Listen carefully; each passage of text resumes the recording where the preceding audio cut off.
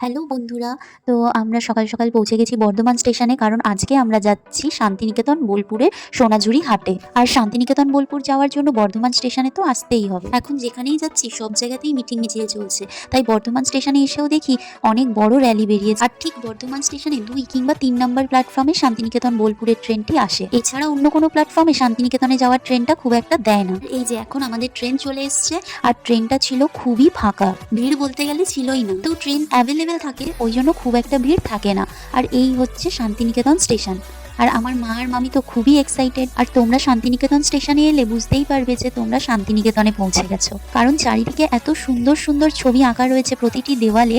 কি নিপুণতা! যেহেতু এটা টুরিস্ট স্পট, ওই জন্য এখানে স্টেশনে নামার সাথে সাথেই এখানের অটো টোটো কাকুরা সব ধরে ফেলবে যে চলুন আমার সাথে, অনেক ডাকবে তোমাদেরকে। কিন্তু এখান থেকে অটো বা টোটো কোনোটাই ধরবে না। কিছুটা এগিয়ে যাওয়ার পর তোমরা অটো টোটোটা ধরবে। আর দেখতে পাচ্ছ স্টেশনের মধ্যেও কি সুন্দর অ আ ক খ সহজ পাঠের পুরো প্রতিচ্ছবি এখানে তুলে ধরেছে। তো আমরা একটু আগে গিয়েই টোটোটা ধরলাম। আর শান্তিনিকেতন স্টেশন থেকে সোনাঝুরি যাওয়ার জন্য টোটোর চার্জ ছিল 100 টাকা। নানান টোটো নানান প্রাইস বলবে, কিন্তু তোমরা যদি একটু আগে গিয়ে ধরো তাহলে তোমরা 100 টাকার মধ্যে পেয়ে যাবে।